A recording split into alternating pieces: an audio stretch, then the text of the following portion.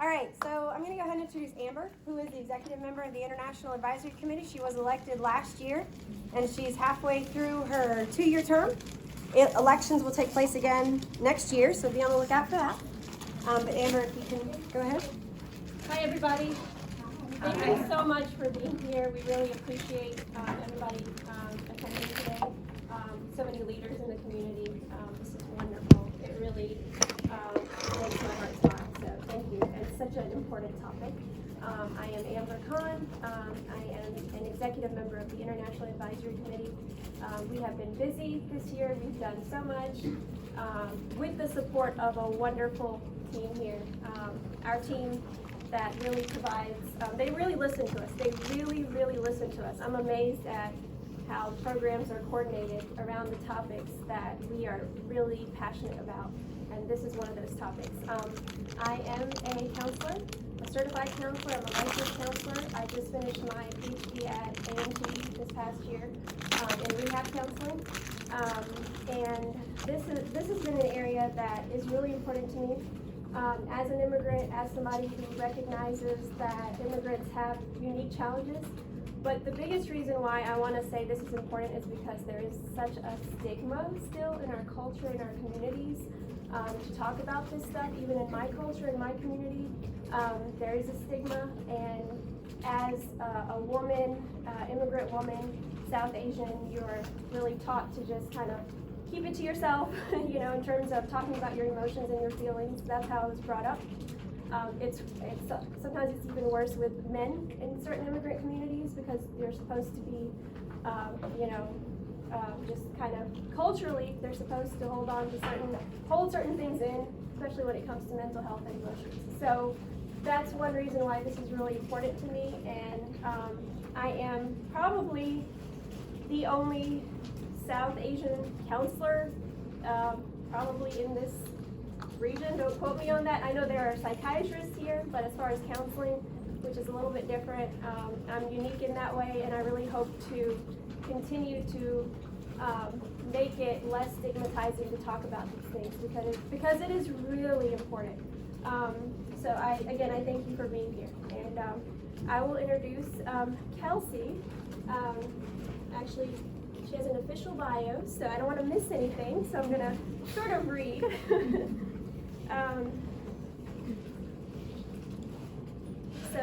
Kelsey White is a public health social worker and program coordinator with the Immigrant Health Access Project at UNCG's Center for North Carolinians. In her current role, she supports community health workers from 7 different countries to promote equitable health access among immigrants and refugees. Kelsey completed a master's in social work and a master's in public health at UNC Chapel Hill, and she has over 10 years of community health experience. In addition to her work in the Southeast, Kelsey has traveled and lived in Venezuela, Honduras, Brazil, Mexico, Colombia, and Chile. She's passionate about working alongside community members to learn about their strengths, advocate for health justice, and promote holistic well-being for all. Thank you, Kelsey. Thank you. So it's very exciting to be here today and see all of you, many familiar faces, so I feel like I'm among friends, and I may sit down at some point to facilitate more of a conversational feel. There's a lot of information in here because I get very excited about this topic, but feel free to raise your hand and ask questions or make comments at any point as well. And hi, Sidiga.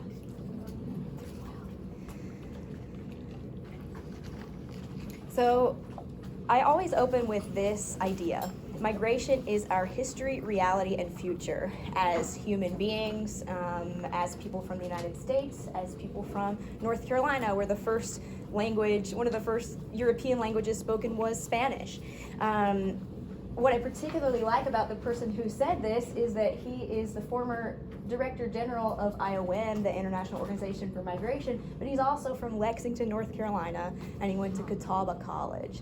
So I really love how that brings together the global and local aspects of the work that so many of us in this room are doing. Here are some of the things that I want to cover today. I'm glad that Amber talked about her background as a clinician, because I want to say up front, I am not a clinician. I'm a public health social worker, so I'm not a therapist, I'm not licensed. As such, I'm going to talk less about a medical model or diagnostic model of mental health and more about the social determinants of mental health. What are the conditions around us, the environment that we live in, that contributes to either our well-being or our struggles, mentally and emotionally.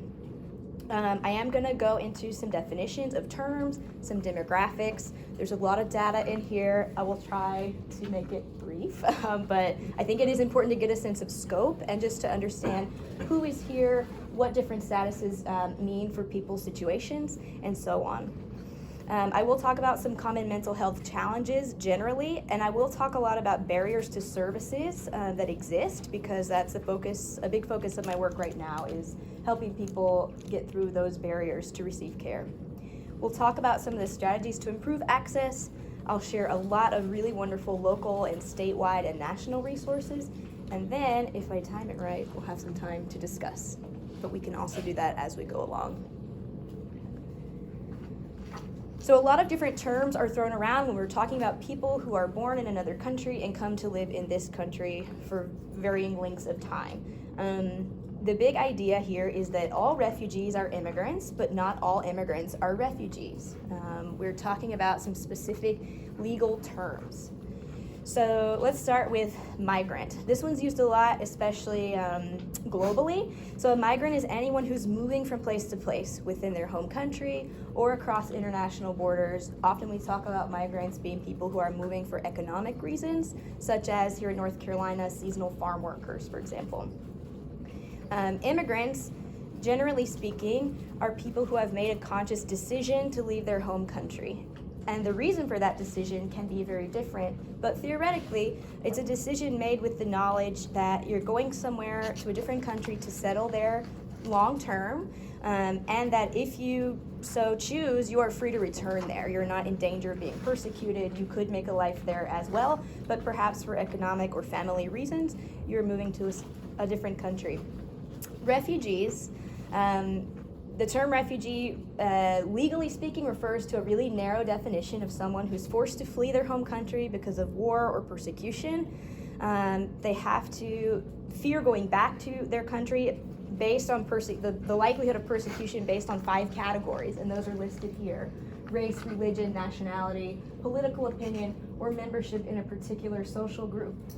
The UN High Commissioner on Refugees is the agency that grants protected status under international law, and people are designated refugees while they're still overseas. So they fled from their home country, they're living in another country, they're determined to be refugees, and then a very small number of people who are refugees may have a chance to resettle here in the US or another country. Asylum seekers are similar in that they're seeking international protection from danger in their home country. They have a credible fear. Under U.S. law, we require that they show there is a credible fear of returning to their home country because of violence or persecution. However, in order to claim asylum, they've got to arrive at a port of entry or cross a border and then say, I'm here to seek asylum. Their claim to have refugee status isn't determined yet, so that's determined later, which puts a lot of people in the kind of limbo that we're seeing a lot of now. For a sense of scope just globally, we're now at almost 71 million people who are forcibly displaced from their homes. That actually includes a large number of people who are displaced within their country. They've had to leave their hometown and live somewhere else because it's not safe. The next largest group includes refugees, people who are legally designated refugees, almost 26 million worldwide. And then asylum seekers make up the other 3.5 million of that number. So this is the highest number of forcibly displaced people since we started recording that number. It's a complicated process for refugees to get to this country. I'm not going to go through every step of this because I know that many of you are very aware of the process from various vantage points. But this is everything that happens overseas before anybody even gets to come to the United States. There are these 9, I would say, probably broadly defined steps. Once people are here as refugees, there is the placement period, 30 to 90 days. There is some support available from resettlement agencies, housing, financially. They're financially supported to some degree, some connection to healthcare, and for some people there's access to longer term support depending on their specific situation. But just because of the policies that we have and how this program's been constructed, after 90 days, a lot of people are on their own. Officially speaking, there is a lot of community support, as we know from everyone in this room. Medicaid runs out after 8 months, and here you are in a place that is unfamiliar. You're learning language, you're trying to support your kids and your family, and there's a lot of stress. If you're an immigrant, so if you're a refugee, you come with a pathway to citizenship. So that is an incredible advantage of coming as a refugee. If you're an immigrant, here are the ways that you could get a green card. This is way too small to even start talking through. I have the link in here and you can go. I encourage you to explore this website, the Immigration Road, because there's so many different ways that people who are considered immigrants get here. And these are all of the legal ways, right? These are the, this is a system that people have to navigate.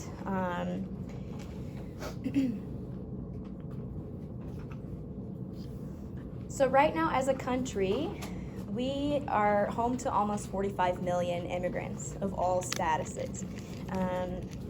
Our immigrant population continues to grow overall. Some interesting trends that we see.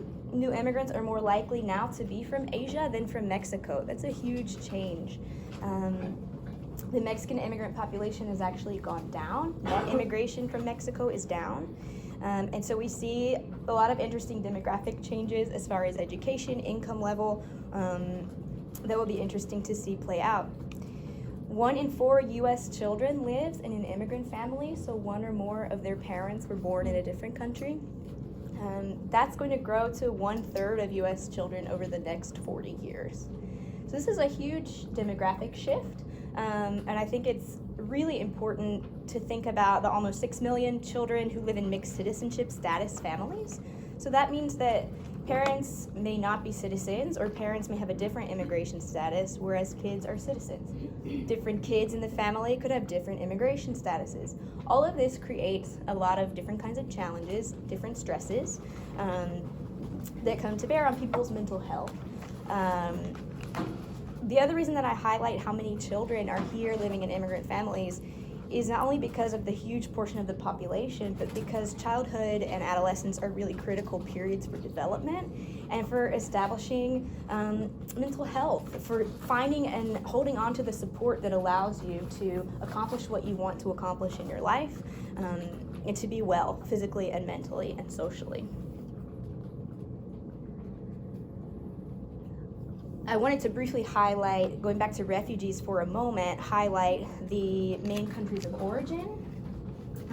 Over the past, let's see, this is from 2016, but a lot of it looks pretty similar and tracks fairly well with what we see in Greensboro. In particular, that the largest group in 2016, and I know the largest group coming here most recently, is from Central Africa, and especially Democratic Republic of Congo. Burma, we also have a lot of refugees from Burma here. We have folks from Syria and Iraq. Bhutan, absolutely. Eritrea, yes.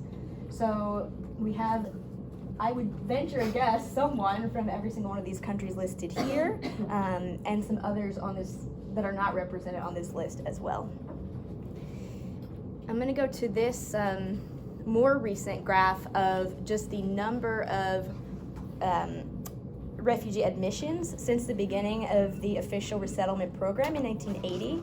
So we can see that there was this spike after the beginning of the program when we had mostly people coming from South Asia, Vietnam, a dip going back up in the early 90s, dipping very low after 9/11, coming back up pretty steady, was going up pretty sharply until 2017, and now in this past year it's the lowest it has ever been in the history of this program. So we're talking about a change from, at the peak, over 200,000 refugees being resettled per year to now, during this current fiscal year, the cap is 18,000 nationwide.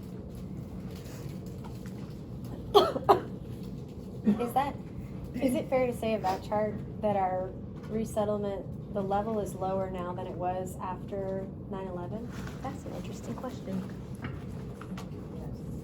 I think so, yeah. I think so, and I don't have the breakdown. I could find that for you later. I don't have the specific numbers here Right. to compare. But it looks fairly comparable at the very, It looks comparable, and I mean, I have,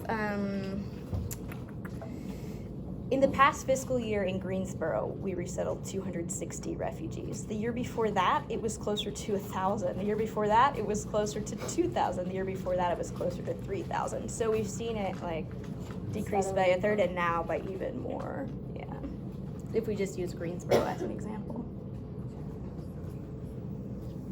So let's look really quickly at the state level. Over 800,000 foreign-born individuals in North Carolina. This is 1 in 12 North Carolina residents. Everyone here knows, I think, we had a huge increase in the immigrant population in the early 2000s until now. Latin Americans make up the largest portion of the population, followed by people from Asia, from European countries, and from African countries. More than a third of all immigrants in our state are naturalized U.S. citizens, and a good deal more than that are eligible to become naturalized citizens. Immigrants make up an important part of the labor force, almost 11%, and in particular, we have a large number of migrant farm workers here every growing season and their families, some people staying for long periods of time or returning season after season, and that is a population that suffers really disproportionately from terrible living conditions and the accompanying mental health challenges. So at the local level, we know that Guilford County is among the most diverse in the state. As I mentioned, historically, we had been resettling over a long period of time 800 to 1,000 refugees each year. That has dropped very steeply just in the past year or two. Public schools show this amazing diversity, culturally, linguistically, ethnically, that we have here. And CNNC, where I work, serves about 2,000 people from immigrant communities every year. And again, the populations and national origins that we are seeing track pretty well with the state demographics overall. So the other thing affecting demographics, and something that is a major social determinant of mental health, are the policy trends that we've been seeing, especially over the past several years.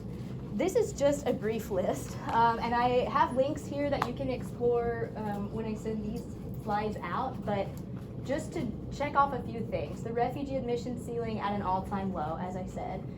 Expanded travel bans. So the most recent expansion of the travel ban, which is being challenged, added Myanmar, or as we say, Burma, Eritrea, Kyrgyzstan, Sudan, Tanzania, and Nigeria to the list of countries whose citizens are not allowed to travel here.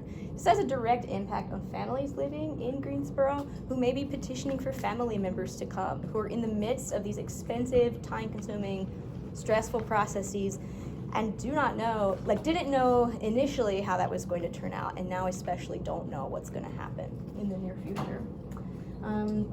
We've seen changes in how ICE enforces surveilling and detaining and deporting people. So in previous years, there was more of a priority on apprehending people with criminal records who posed what people would call a threat to public safety. Crossing the border without a visa or in an unauthorized manner is a civil offense, not a criminal offense. And so to not distinguish between someone who has a violent criminal history and someone who crossed the border, did not commit any crime, to enforce without priorities is something that we're seeing more. There's no longer this distinction being made, and a lot of immigration attorneys see this as a big public safety threat, as well as something that could be considered unjust. We've seen a lot of fears, and this is something we talk to a lot with clients here about public charge. So this aspect of trying to adjust your status to a more permanent status where your use of public benefits or your family members' use of public benefits may be counted against you in this process. Whether or not this actually affects you personally and your situation, people are afraid. People are afraid to continue receiving things like Medicaid or food stamps. They may drop out of the programs. They may not seek services for the first time, regardless of the actual situation and how it might personally affect them. The idea of this being a possibility is enough for people to just avoid services altogether. We also know that it's an uncertain future for people with deferred action, DACA, who are brought here as kids and don't have another way to become legal residents or citizens. There's the conversation about the wall on the southern border, the issue of family separation and family detention. We held almost 70,000 children in U.S. custody last year in this country. How many? Almost 70,000 over the course of 2019. Wow. So that could be people moving in and out, but that's like the cumulative number held in detention facilities. And that doesn't count the family members, that's just children. We're now sending asylum seekers who cross at the southern border back to Mexico to await their asylum hearings. No clear idea of when they get to come back for the hearing, and when they do come back for the hearing, it's unlikely that they will receive asylum. So, all of this to say, our social and political reality has a lot to do with our mental health. Yes. Will you re-explain the travel ban for the most recently added countries? Yeah, which part? So what go is back. that, like, holding them off from doing with citizenship? So, let's say that you... My dad's, Sorry? What was the question? The question was about the travel ban. So how does the travel ban affect people? my dad, like, just for history, my dad's from Nigeria. Yep. And his wife and my little sister just came here in September. Yeah. So I wanted to see if that's gonna, like, affect anything with their citizenship. So they're already here? Yeah, they're here. So this is about traveling from those countries here. So let's say that I have a family member in Nigeria, and today, after this goes into effect, I think there's something about applications where it doesn't fully go into effect until later this month. But after this is in effect fully and affecting applications, if I try to petition for my grandmother, Marianne, who's living in Nigeria, we've been working on this, wanting her to come for years. Even if she were to qualify in other ways for a visa, if she's a Nigerian citizen, they're not going to grant her a visa to come here. They're not going to let her on a plane to come here. Like, ever? As long, until a court strikes this down or until there's some executive change. Yeah, this is an executive order. So it takes litigation to change it. Yeah. Yes. I also wanted to add, I don't know if you have it up there, but what we've seen, I'm on the board of MDA, but I also work for a nonprofit in Charlotte, is that there's been an increase in Southeast Asian deportation. So I think that, like, highlighting the fact that there are these refugees that came in the 80s and 90s, and Montreal most recently, right? We've seen a surge of it impacting families, and I want to stress that when a person's impacted by deportation, it's not just them, it's their whole entire unit that's impacted, and that's definitely something that we've seen an increase in terms of policy and things being unwind. Absolutely. And when we think about Montagnards, when we think about people from Vietnam, Cambodia, these people are the reason the refugee resettlement program exists in the first place, right? Like, this was the impetus for starting the program, and so the fact that now these tables are turning and people are facing things like deportation, which is threatening, multiple generations of families, is something we need to pay attention to.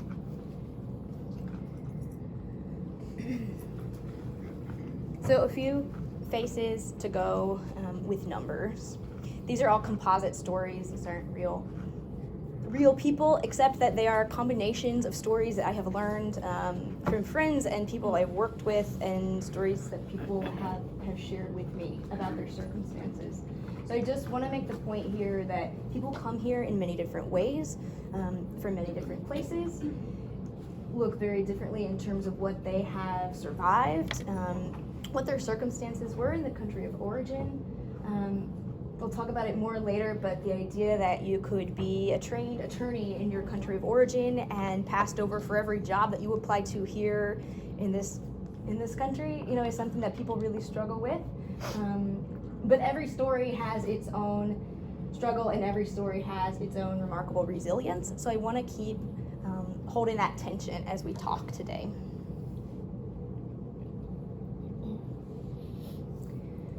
So when we talk about the social determinants of health, we're talking about the conditions in which we are born, in which we grow, we live, we work, and we age. So this is just about every aspect of our lives that you can think about. It's our society, it's our laws, it's our built environment around us, our neighborhood, our house, pollution, air quality, water quality. It's our income and how stable that is. It's how dangerous our work might be or not. Does our employer give us health insurance? Does the health insurance company cover mental health services? Do those services meet the needs that we have to be effective? Do we have food to eat? Do our kids have safe childcare? And then there's the idea of discrimination, the reality of discrimination, and the way in which constantly facing situations of discrimination start to wear away at our self-concept, at our well-being, creating anxiety, creating depression.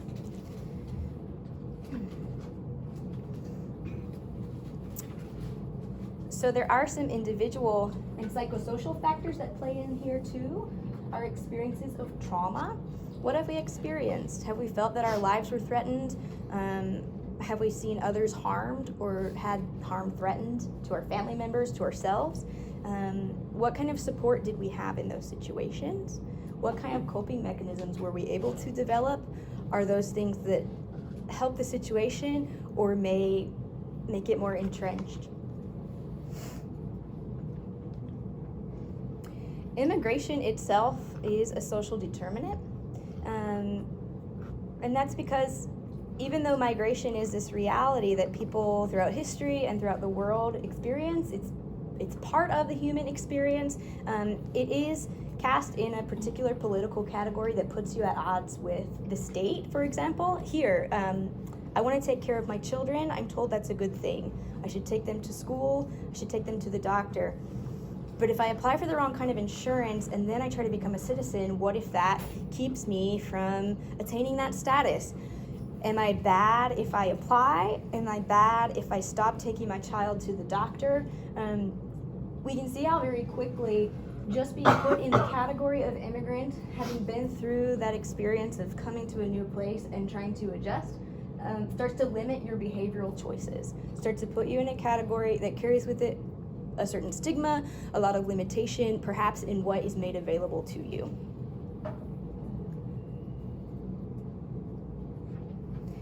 So I mentioned that every immigrant journey, every migration journey is different, but there are some commonalities that can be talked about.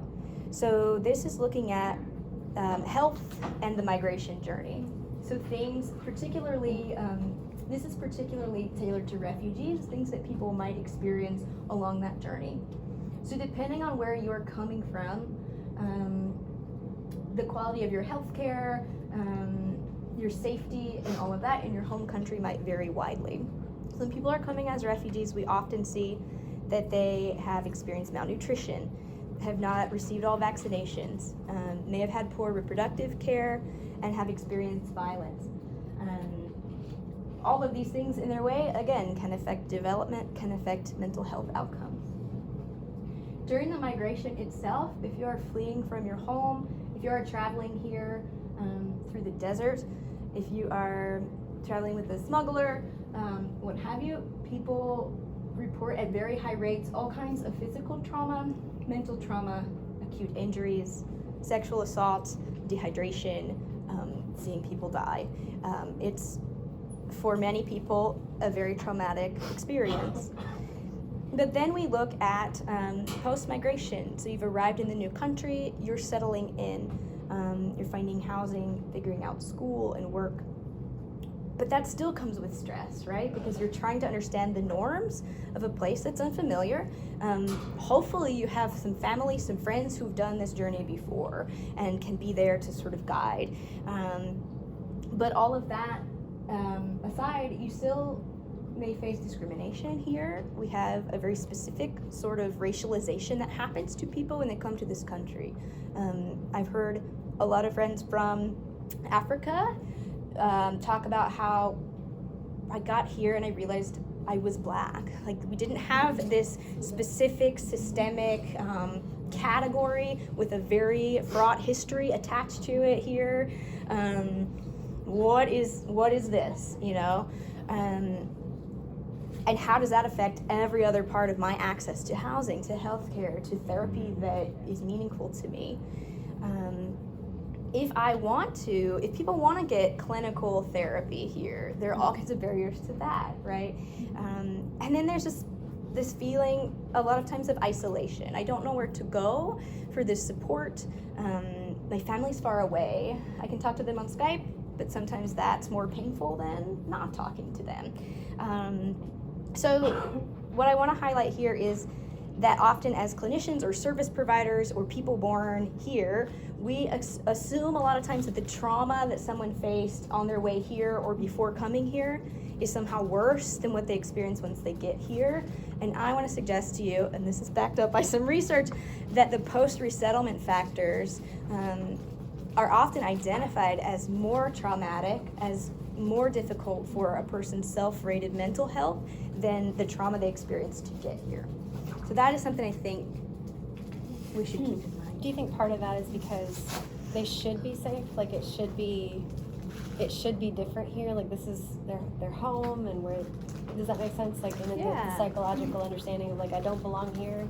People don't want me here in some cases. Or the Expectations, Yeah. I have a little bit more detail about some of that, but I think that's part of it. Expectations, pressure on family. Liana? From what I see in the community, is a lot to do with financial status. Yes. A lot of the elders now, like they said, I want to go back. I don't want to, I have one guy, he's like, pray for me to die, because he has a lot of health issues, and then there's no money, so we've seen a lot of those in the community. They would rather go back and live there. They don't want to live here, but they don't have a choice. Yeah, I guess sometimes, like, think about it as, like, the violence I experienced 20 years ago is 20 years ago. I can't pay my rent today. I don't have enough to eat today. This person yelled at me in the store today. And I think some of it is, like, the immediacy of what people are experiencing, too. Also, back what you were saying about, like, African people that come here and realize they're black. Another thing about that too, just like from my dad's experiences when he came over here, even though he is a black person, Black Americans would treat him different, even though he was still black. It was just because he wasn't American. So I feel like she was saying expectations. He's expected to get accepted by some group of people, but even the group of people he's expecting to accept him are accepting him. Yeah, so even conflict among groups of people who might look the same or who might have some shared ancestry, all of those things play into the stress. I want to add something, that expectation also, people when they came here, they thought they were going to live a better life, like the dream life. But when they come here, they, like we say, like bad houses, there is different from the expected. That's why they traumatize again. It's like second trauma for them. Right. Right. It is most than over there, because it is already is done when they are at camp or when at their country. They already left it behind. But when they come here, they think they're going to live forever in this situation.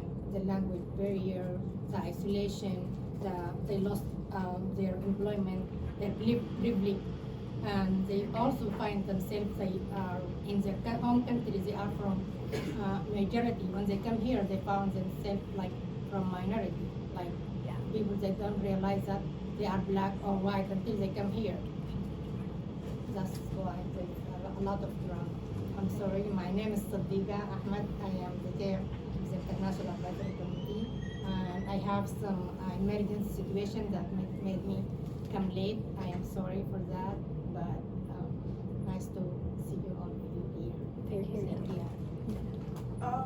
So I don't know if you're gonna get to this section or not. However, I do know that working with certain youth in the past, with the international youth in the past, parents who have been traumatized and are currently trying to become stable in the United States after becoming a refugee and entering the United States, staying 60 to 90 days, getting assistance, and when that assistance is over and they're still struggling, that trauma becomes the youth's trauma. So I'm not sure if you're gonna get to that section yet, but there are youth who are becoming adults at very young ages because they're trying to assist their parents to be able to live stably and be happy. So they take on the responsibility of making sure their parents are okay, of making sure their siblings are okay, on top of trying to be in school and trying to stay on top of their grade. If we're talking about the fact that students who have been in refugee camps did not get the chance to become educated before arriving in the US, then they have a harder time understanding what is being taught here.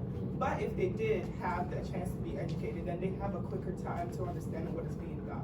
But then there's also the fact that they have to learn English. And as soon as they start understanding the language, they have to take their parents and do the applications and everything and be that adult in the house when they shouldn't be doing it at the age of 12. Absolutely, absolutely. I do touch on that a little bit later, so you all looked ahead of the notes. And they actually say that that's part of what contributes to the really high suicide attempt rate for Latina young women, is that they're expected to do so much for the family. As females, they have a different expectation than the men, that they're required to watch the kids and they're required to take care of the parents, make sure the parents are all set, make the phone calls to make the doctor's appointments.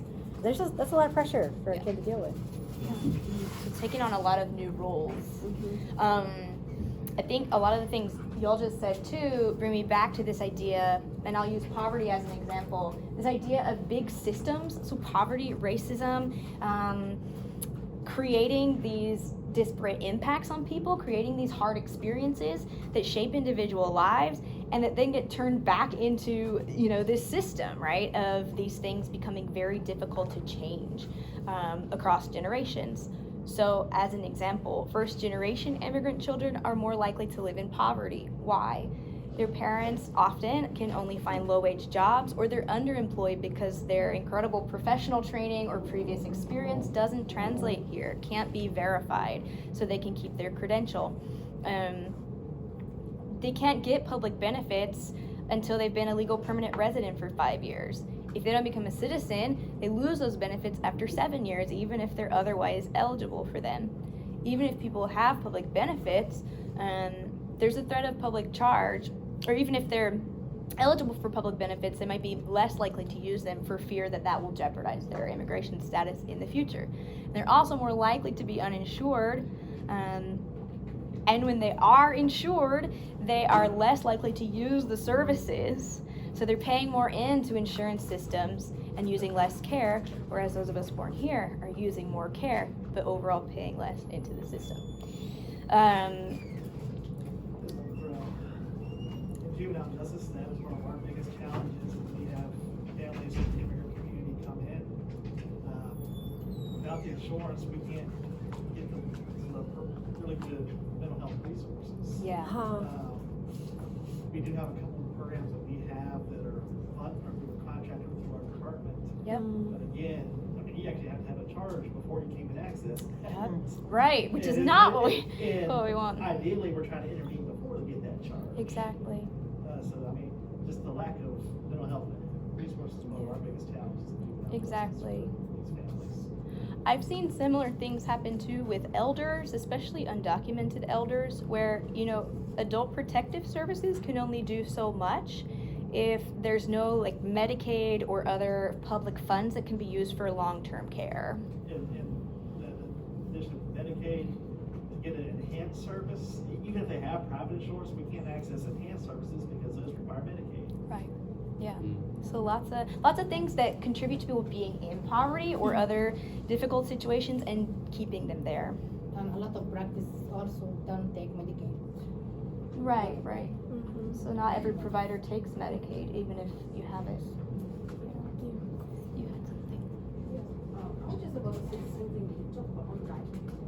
Yes, one of the issues has to do with when you have a study that those that have TPS from different countries, and all of a sudden they just cut the TPS off, that alone gives it contributes to mental health. If Mhm. you have a kid, and maybe the kid is like 3 or 4 years old, trying to see if that child can go to pre-K, you can't just go and show up to any institution without documentation. So those are some of the issues that we get. Right. Does everyone know what TPS is? Temporary protected status. I like that you brought that up too, because I didn't talk a lot about how people end up here undocumented. Some people cross the border without authorization. Most people overstay a visa or have their temporary protected status taken away or changed in some way. So most people who are here and undocumented didn't cross the border in that condition, but because of other circumstances lost that something like TPS or had a visa end and we're still here after it ended.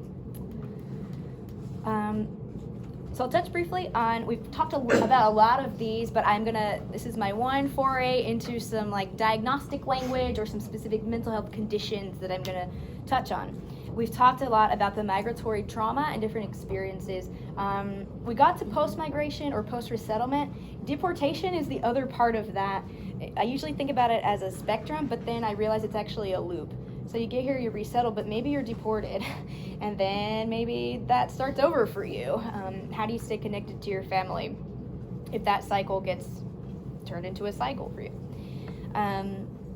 At CNNC, we do a whole training on interpersonal violence and family violence, because this is one of the things that we can see get really exacerbated when people are under tremendous stress for long periods of time, and when they're experiencing a lot of these role changes, like the role changes that Zaina mentioned with the youth, gender role changes with adults.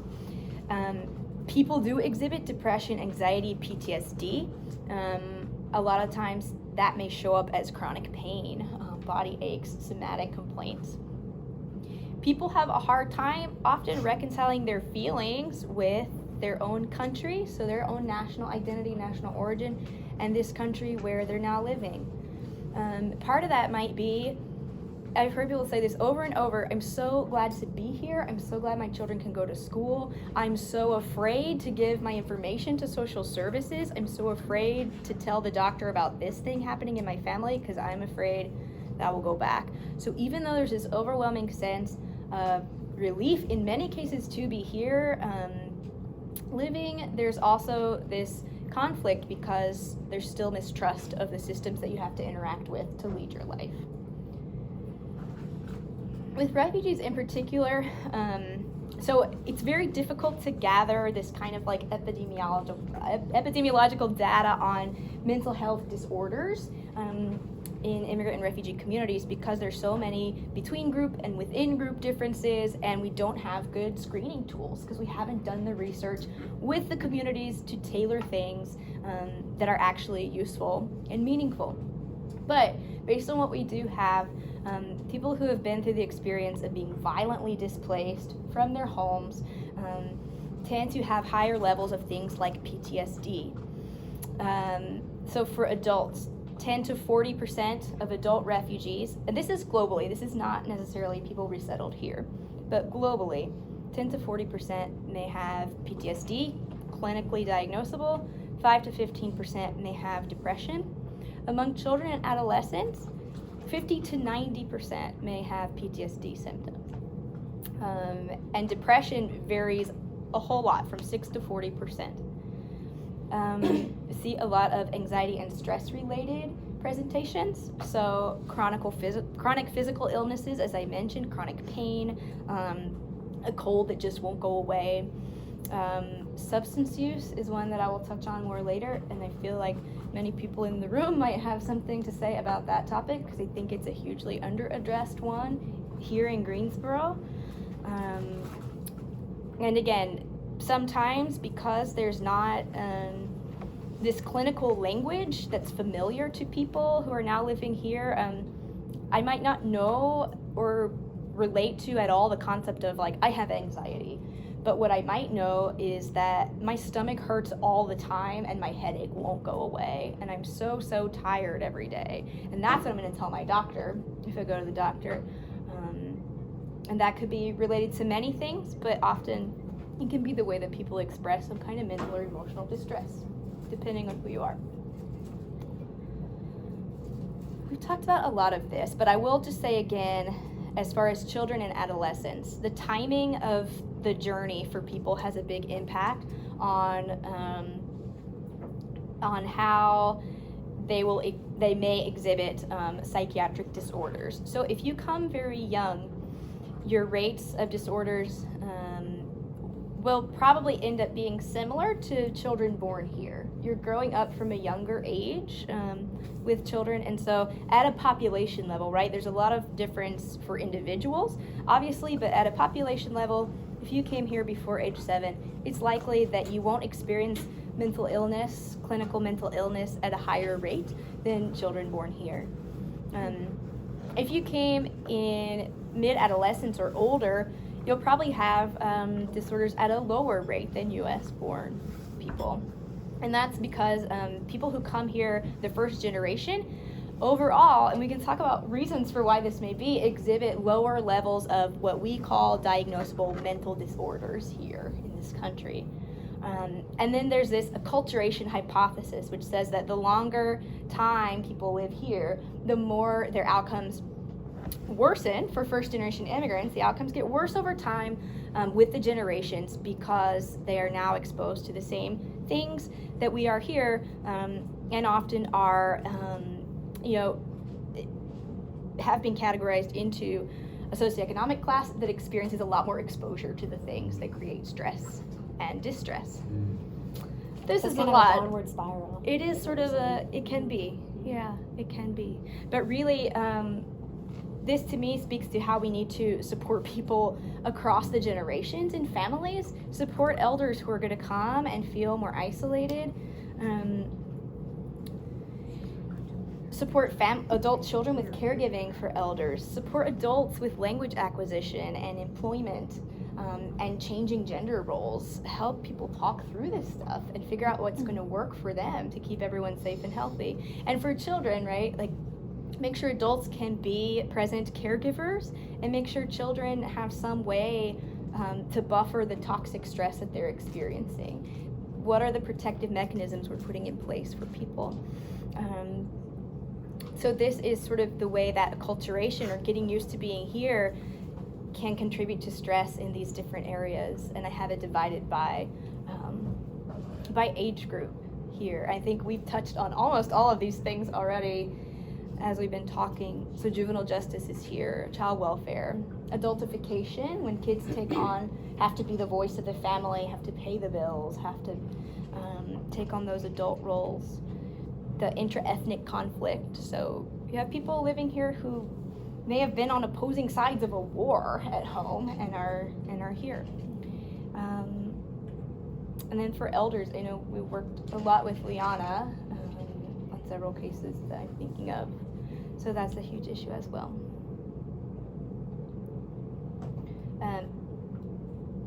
The idea of toxic stress, so this long-term adversity without adequate support.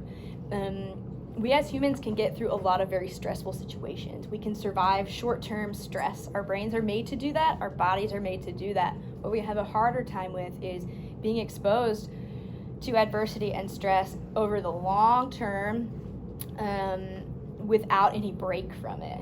And this includes not only things that are like physical stressors, like the lion who's coming to eat you, but things like being mistreated every time you go to the store, discrimination, stress in your home, arguing, economic hardship. These things keep your stress response system activated. So like microaggressions? Microaggressions, yeah, that would be one. Could you give an example of what you mean by that? Like you saying being mistreated in the store. Just like going to the store, minding your business, and then someone telling you to go back to your country. Right. Right. Bullying, any like small thing that you're facing on a daily basis that is this reminder that you don't belong here, things like that. So bullying is something we hear a lot about among school children in immigrant families, and also this fear and uncertainty of, will my parent be deported or detained? Will I be separated from my parent? One thing I want to touch on is I don't think a lot of people know that mental health is hereditary.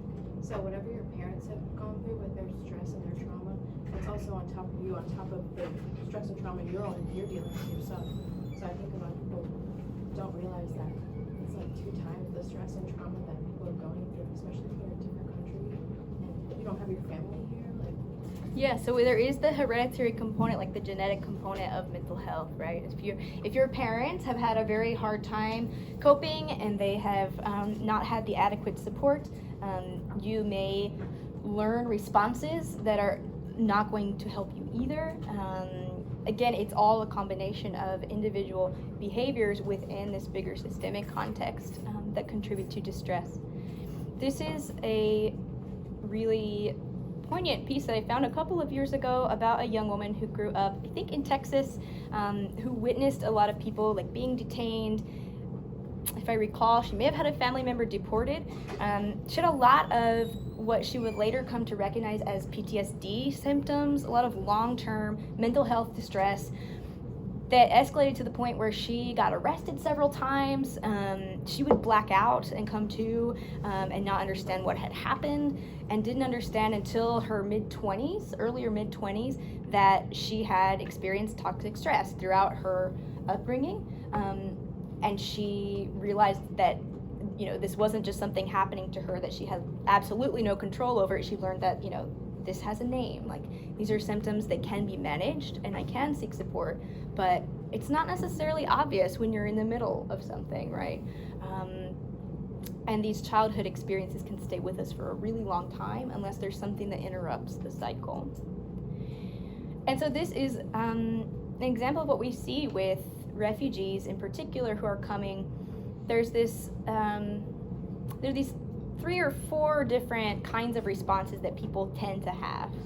So there's a trauma event in your country of origin, high psychological distress.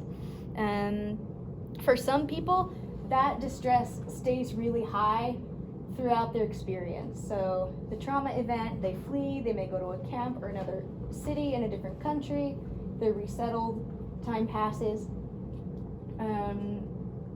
They may still have depression, they may still have PTSD.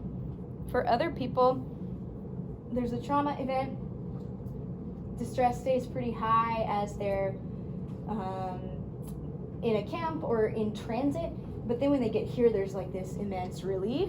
For some people, it stays at that relieved place. They settle, they have support, and they don't show symptoms of depression or PTSD. There's another group where you have sort of the honeymoon of culture shock, right? You arrive, you're very excited to be in a new place, to have new opportunities, and then with time, your distress goes back up because you have to pay rent, you're still learning English, your kids aren't going to school, family at home is asking for money every month, lots of stressors that will keep that level of distress high, again, unless there's something that can bring it back down, can break the cycle, can provide you with the stress and have you feeling the wherewithal to find other ways to cope. And a lot of that is made possible or impossible by the systems around us. So when we think about what enables people, because anyone who's gotten here has already gotten through an awful lot and has some innate resilience, has some innate skill for survival. So we think about all of these different pieces that make up the trauma story. It's very easy for us as service providers or people born here to assume that we know what the trauma story is, or to assume that people think they've been traumatized. Not everyone thinks that, and it's not helpful to everybody. So just understanding that the story, the self-narrative that people have really varies, and it includes all of these different aspects of one's life. I'll briefly touch on some of these specific things. We touched on transnational and multi-generational families. So part of your family is here, part of the family is still in your country of origin or whatever country you had to move to get away from your country of origin. And I think you all already said it perfectly about expectations that people have of what your life must be like now. You're living in a mansion, you're driving a fancy car, you can send us back thousands of dollars every month. Maybe not.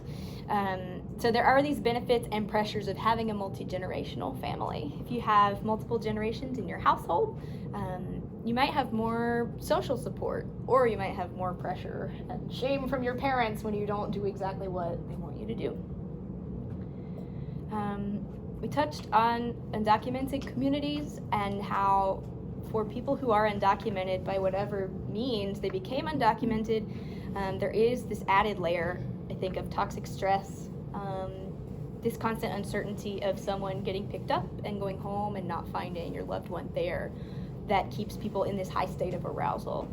So along the border in particular, there was this one study that screened people in a border community and found that 23% of these residents who were undocumented met the clinical criteria for a mental disorder. Substance use, again, we have really terrible data about this. The data that we have says that foreign-born people are less likely to use drugs. And that could be for a lot of reasons. But it varies a lot within groups and between groups. And if someone, for example, in an immigrant or refugee community does have problematic substance use or substance use disorder, that carries risks that are disproportionate to the risks that I might face if I had a drinking problem. If I get a DWI, I can't get deported because of that. But substance use, either before you come to the U.S., if you come through the refugee resettlement program, and you've had problematic or dangerous substance use in your country of origin, you might not even be admitted because people will fear that you can recreate that harm here. Some people start using substances as a way to cope, and then once it becomes problematic for them and often for their families or community members, there's no adequate treatment resource. There's no culturally tailored screening. There's no adequate treatment resource. Existing treatment resources don't provide interpretation. So once it develops, it's very, very hard to address. In terms of how mental health distress can show up, culture influences almost every part of this, from how we interpret the experiences that are happening to us, to how we explain symptoms, if we even think of things as symptoms, how we seek help, where we seek help. Do I go to a doctor or a counselor? Do I go to my mom? Do I go to the pastor or the imam or the priest? How do I express my emotions? I have a best friend from Russia, and her general demeanor is just sort of like kind of dour. So if she's not complaining about something, then I know that something has changed for her, that something has shifted. She has a sort of darker personality. That's how she gets through the world. Part of that is her experience growing up in the Soviet Union. I am very demonstrative. If something's going on for me, Marianne can tell you. I'm going to talk about it, and I'm going to ask for support, and I'm going to talk through it until I find a solution. So we all have different ways to express what's going on, and I think it's important not to assume that we know what certain things mean for everyone, but to ask thoughtful questions. If we're in a role of counselor or doctor or neighbor or friend, if something seems different, or if we're seeing what's going on around somebody, to ask thoughtful questions about how are things going and how are you dealing with it. This is a really interesting book just about how our definitions of mental health have been exported to other countries, and I would say, broadly apply to people from all different backgrounds, whether or not these kind of official definitions really match up with people's experiences or not. So, recommended reading. I want to add to you, like, it is very hard as a therapist and immigrant myself. It is very hard to explain mental health in another language. It is very difficult. That's why most of refugees and immigrants, they have difficulty going to a therapist. It's hard. Yeah, the whole vocabulary, the whole cultural concept to begin with, because our healthcare system is a culture. Like our health terminology, the way things are structured, is in itself a culture. So even to seek services takes some kind of cultural communication. Yeah. What I'm happy to see, we're going to move into some strategies and resources. I'm happy to see that so the social work community, definitely, public health, medicine is talking more about this kind of stuff. So this is an article that came out last year in the American Medical Association Journal of Ethics about how health professionals can address social determinants of refugee health. And this included a case of a youth who was experiencing some mental health distress, school truancy, physical health stuff, and how the providers worked with the family in a really effective way to address that and make the situation better in partnership with the family. Cultural humility is the name for that kind of partnership. So cultural humility is different from cultural competence, because competence suggests that we can know it all, like we can learn it all. I can know everything about Sadiga and Sudan. I can't do that because I can only see from my vantage point, and so that means I have to put a lot of my assumptions aside, and I have to ask questions respectfully, and I have to know that there's always going to be a moment when I don't know something, always. So I need to be comfortable with that. I need to recognize how my cultural positioning creates power dynamics in combination with other people. I'm not a recent immigrant. My family were settlers and immigrants in the 17 and 1800s. I'm a white woman. This has implications for how I interact with people. So cultural humility is really creating a commitment within yourself to be in process with people, to be open with people, and to be committed to learning throughout your whole life. This is a great resource for practicing some of those skills and learning more. Language access is something that's come up a number of times, and it's critical for any kind of effective service in particular. It's the tip of the iceberg, really. I mean, I think it's kind of the bare minimum that should be present to be able to communicate directly with a trained interpreter. There's legal basis for this as well as ethical basis. It is a best practice. Not using family members, especially children, as interpreters, I think is a key way to protect everyone, especially perhaps the mental health of children. Not only people's physical safety in medical situations, but as we talked about, this enormous pressure that's placed on children who are expected to meet roles that really are not theirs, should not be expected to take that on alone. I want to add also using interpreter in medical therapist is also hard because some interpreters even they don't know some medical term of some So it's important to find it's important to find interpreters that have been trained not only as an interpreter but in the medical field as well as understand that culture, right? Because to your point, that those words might not. And it is also hard because you assume, like for example, Sudan. You assume Sudan is speak Arabic, all of Sudan is speak Arabic. But no, the south, the west, and the north of Sudan are speaking like different dialect. Like you can't bring somebody from north of Sudan to interpret from somebody from the west of Sudan because they are speaking different dialect in Arabic. So it is very hard also, even in one country. Absolutely. Adding on to what she said, she actually summarized it very well. Even if it's one country and they have a universal language, which is Arabic. Well, my country, we have a universal language, which is French. But depending on which part of Togo you go, you'll find a different dialect. And there's also a problem with the dialect not being written. So you just know how to speak it.